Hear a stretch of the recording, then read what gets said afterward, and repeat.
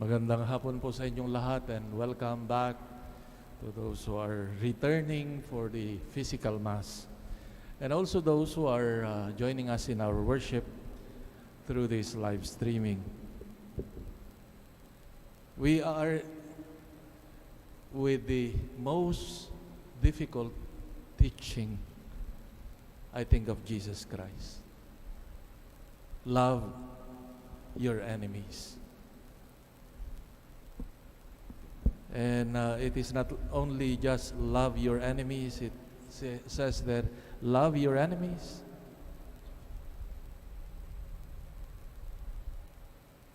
And do good to them, do not curse them, etc.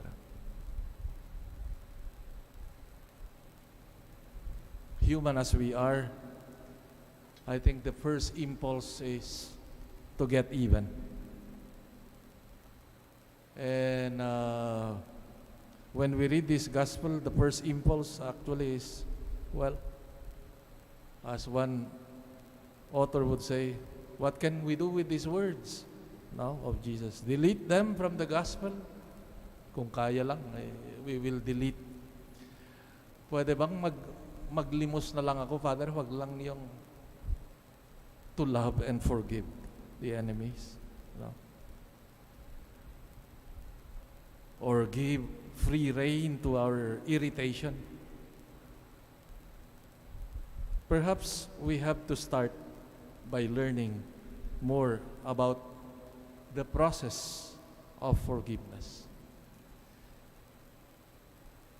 It is important, first of all, to understand and accept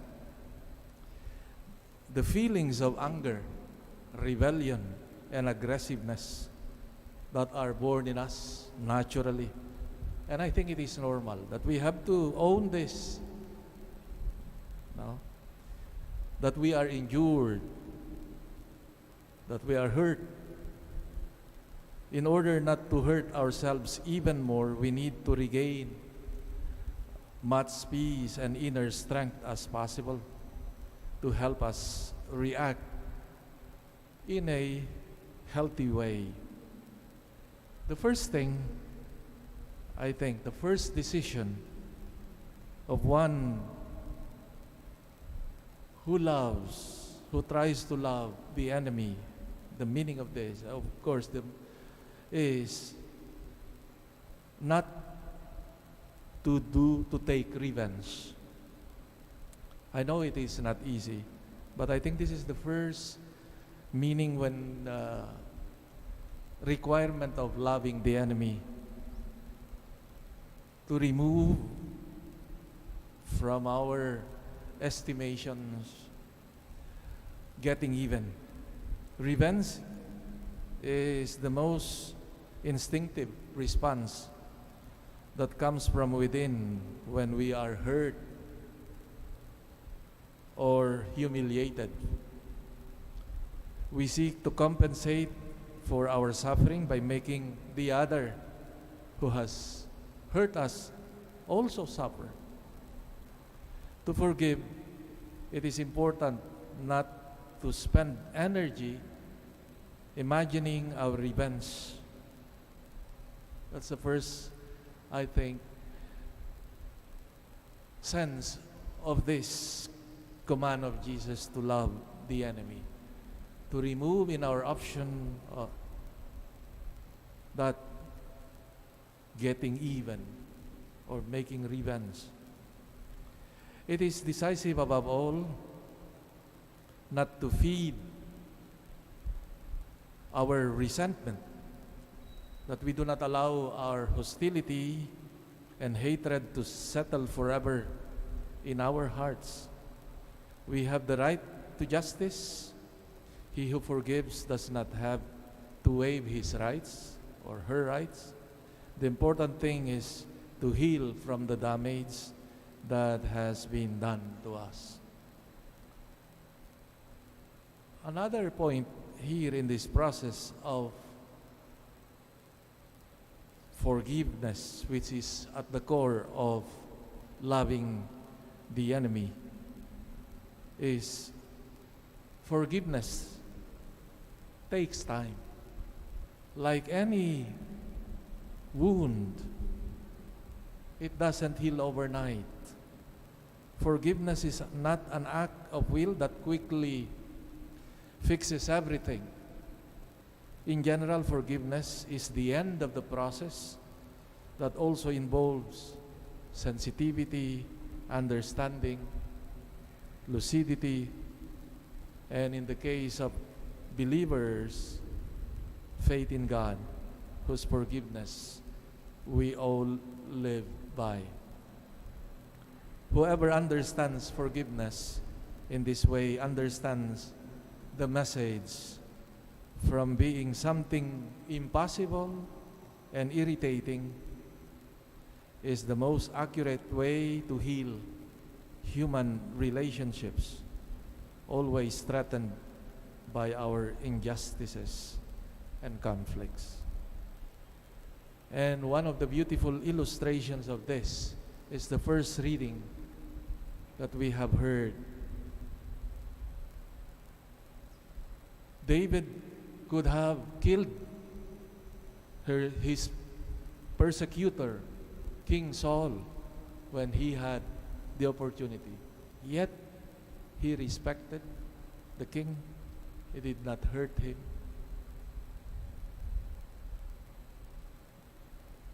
And only to proclaim and express his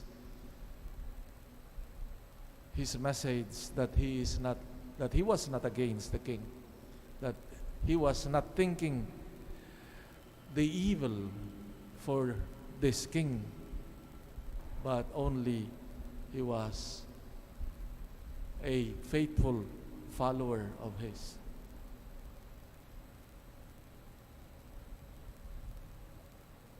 Another thing that maybe could help us appreciate the teaching of Jesus regarding loving the enemies is the insight that we can get from the verb that Jesus uses here, love your enemy. In Greek, according to scholars, there are 3 or 4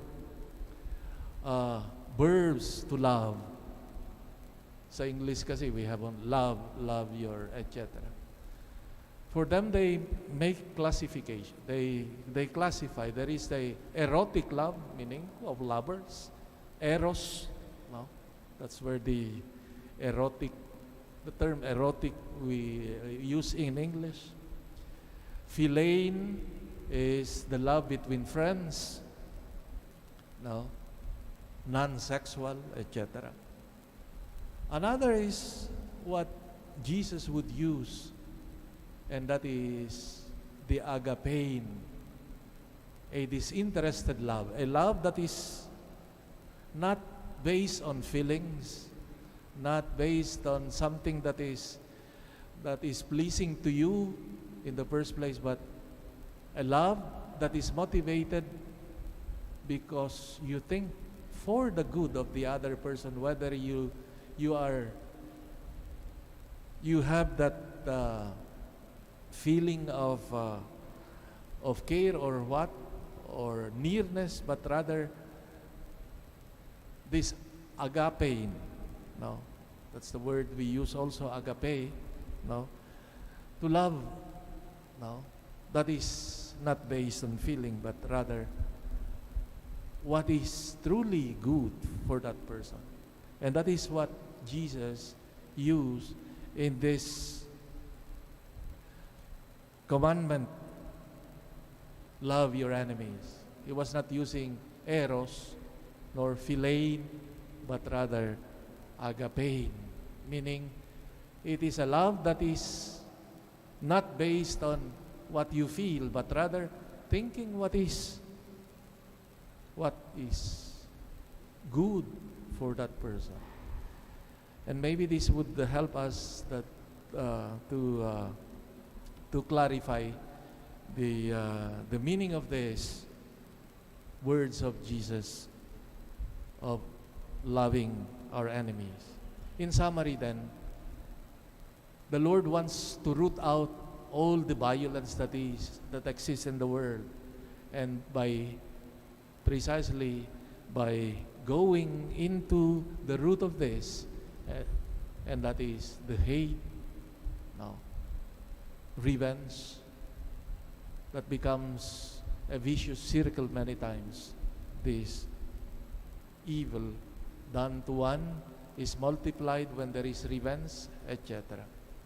And with this commandment to do good and love the enemy, Jesus wants to remove this and cut this root of violence in society. And it can be done only in the spirit of this love, as he would say, and that is thinking really what is good for the other. And we start this by acknowledging also our the process that it needs to go through in order to attain this forgiveness. Dear friends, as we come before the Lord today with all our own difficulties of loving and forgiving and understanding people, we ask the Lord that He may strengthen us, that we may have the courage also to do good, to love, by starting to pray, to ask God's help, that we may not resort into vengeance and to wish that person good instead of evil. Amen.